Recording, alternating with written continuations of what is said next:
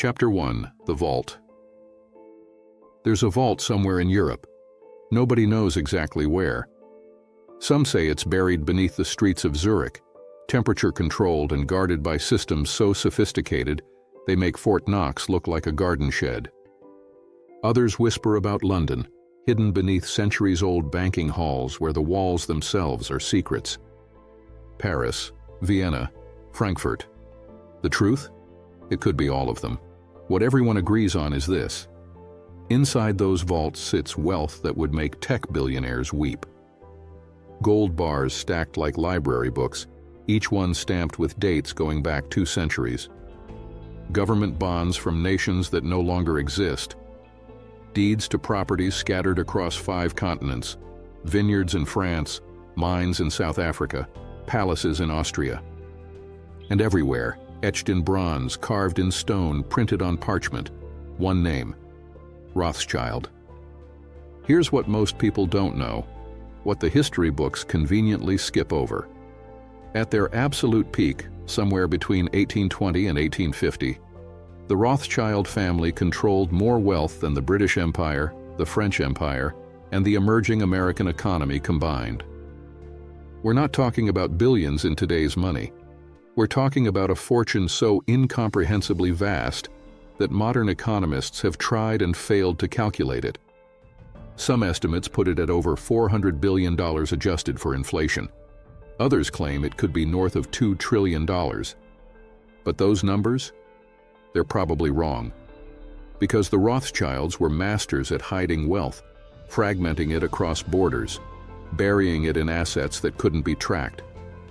The real number? Nobody knows. But here's the question that should haunt you, the one that nobody seems to ask. How does a family, locked in a ghetto, barred from owning land, forbidden from joining guilds, excluded from most professions, become the most powerful financial dynasty in human history? How do you go from having nothing to controlling everything? By law, Jews in Frankfurt cannot own farmland, cannot join craft guilds, cannot sell weapons, silk, spices, or even fresh fruit. They're barred from walking in public parks, forbidden from marrying without permission from authorities who charge them fees they can barely afford. Chapter 2. The Ghetto. The answer begins in 1744, in the filthiest, most desperate corner of Frankfurt, Germany, in a place where hope goes to die. Picture Frankfurt's Jewish quarter in the 1760s. Actually, no, don't just picture it, smell it. 300 people crammed into a single narrow street called Judengasse, Jew Alley. 12 families living in one building. No running water, no sewage system. Human waste running in the gutters. The air thick with the stench of poverty, desperation, and something else: anger. Because these aren't criminals. They're not there by choice. They're there because of laws, explicit, systematic laws that tell them exactly where they can live, what they can do, and how little they're allowed to become. The only trades open to them? Money lending and dealing in second-hand goods. The scraps of Christian society. This is where Meyer Amschel Rothschild grows up. Born in 1744, Meyer watches his father struggle as a textile trader, competing with hundreds of other desperate families for the same thin margins. It's a race to the bottom, and everybody loses. Most men would accept their fate, keep their heads down, survive. Meyer Rothschild has different plans. He's smart, not just street smart, genuinely brilliant in ways that make even educated Christians uncomfortable. He studies. He reads, he observes, and most importantly, he asks the question that changes everything. What do rich people want that nobody else can give them? The answer comes to him one day while sorting through old coins in his father's shop. Wealthy collectors don't just want gold, they want stories. They want coins from ancient Rome, from the Holy Roman Empire, from battles and kingdoms that no longer exist. They want to hold history in their hands. Meyer starts hunting for rare coins. Not just any coins, specific ones with provenance, with stories. with value beyond their metal content. He becomes obsessed, learns everything about numismatics, which rulers minted which coins, which dates are rare, which markings indicate authenticity. Within a few years, Mayer Rothschild isn't just another ghetto trader. He's a curator of history, an expert, someone who provides what nobody else can. And that's when Prince William of Hesse-Kassel notices him. Prince William is one of the richest men in Europe, but his wealth doesn't come from land or inheritance. It comes from something far more lucrative and morally questionable. He runs a mercenary army for hire. Think about that. While other nobles collect taxes and farm rents, Prince William rents out soldiers. European powers pay him millions to fight their wars. His Hessian troops are legendary, disciplined, brutal, effective. And all that money needs to go somewhere. William needs someone to manage his fortune, someone discreet, someone who understands value, someone who won't ask too many questions about where the money comes from. He chooses Mayer Rothschild. Now here's where Mayer reveals his true genius. He doesn't just manage William's money, he innovates. When Prince William wants to buy gold coins for his collection, Mayer does something brilliant and borderline unethical. First, he borrows money and uses it to buy the coins himself. Then he turns around and sells those same coins to Prince William at market price. In a single transaction, Mayer profits twice. Once from the 8% commission fee he charges for his services, and again from the difference between what he paid and what he sold for. It's called front-running. Today, it would land you in federal prison. Back then, it was just smart business. By 1782, Mayer Rothschild has done the impossible. He's escaped the ghetto's gravitational pull. He's not just surviving, he's thriving. But wealth alone isn't enough, not for Mayer, because he understands something that most rich men miss, something profound and terrifying. Money disappears, businesses fail, empires collapse, fortunes evaporate like morning fog.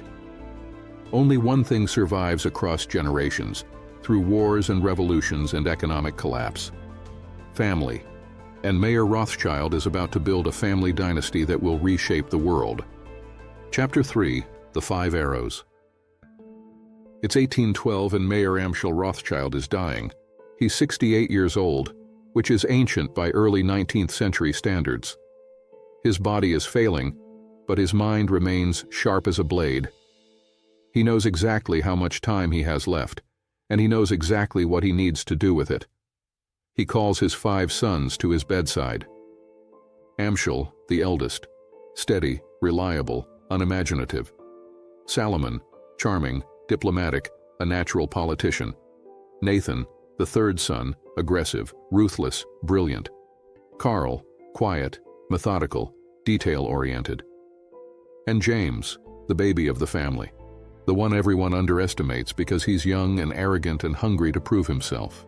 What Mayer tells them in that room will echo through 2 centuries. The brothers lean in closer. The only way this survives, the only way you survive, is if you stay together. Not just in the same city, not just in the same business, together in ways your competitors can't imagine. If you fight each other, you'll lose everything. If you support each other, you'll become unstoppable. Then Mayer gives them an instruction that seems absolutely insane. He tells them to split up. Amschel will stay in Frankfurt, running the headquarters of their banking operation. Salomon will go to Vienna, the capital of the Austrian Empire. Karl heads to Naples in southern Italy. James, young, ambitious James, gets sent to Paris, the cultural and political heart of Europe. And Nathan, the most aggressive and ruthless of them all, goes to London. 5 brothers, 5 cities, 5 separate banking houses. But here's the revolutionary part. They won't compete. They'll cooperate. In an age before telegraph, before telephone, before even a reliable postal system, the Rothschild brothers create something that has never existed: a financial network that spans Europe. When information takes 3 weeks to travel from London to Vienna by conventional means, The Rothschilds move it in 3 days using coded letters, private couriers, and, most famously, trained carrier pigeons that fly between their banking houses. They share intelligence about markets, governments, and wars. They coordinate investments across borders. They move money in ways that baffle and terrify their competitors. Most importantly, they create an ironclad rule that becomes the foundation of their empire. Never betray family. Never compete with each other. Never put personal gain above the collective success of the House of Rothschild. It's called the 5 Arrows, 5 brothers shooting in different directions but always supporting each other, always working toward the same target. But Mayer's instructions go deeper than anyone outside the family realizes. Because unity isn't just about cooperation, it's about blood. Hidden in Mayer's will is a clause that will shock even his descendants. Female heirs are barred from any direct inheritance of the family fortune. Think about what that means. Daughters can't inherit, which means they can't marry just anyone, not if the family wants to keep its wealth intact. They need to marry men of similar wealth and status. And where do you find men of similar wealth and status when your family is the richest in Europe? You marry within the family. It starts almost immediately. Cousins marry cousins, first cousins. The practice becomes so common that by the mid-1800s, nearly half of all Rothschild marriages are between family members. It's controversial, it's unusual, some whisper it's unnatural, but it works. Every marriage that stays within the Rothschild name is another fortune that doesn't leave, another branch that doesn't split off, another potential weakness that gets eliminated. The strategy is ruthless, calculated, and absolutely brilliant. While other wealthy families see their fortunes fragment across generations, diluted by marriages to outsiders, divided among dozens of heirs, the Rothschild wealth stays concentrated. 5 arrows, 1 family, 1 fortune. And it's about to make them the most powerful dynasty on earth.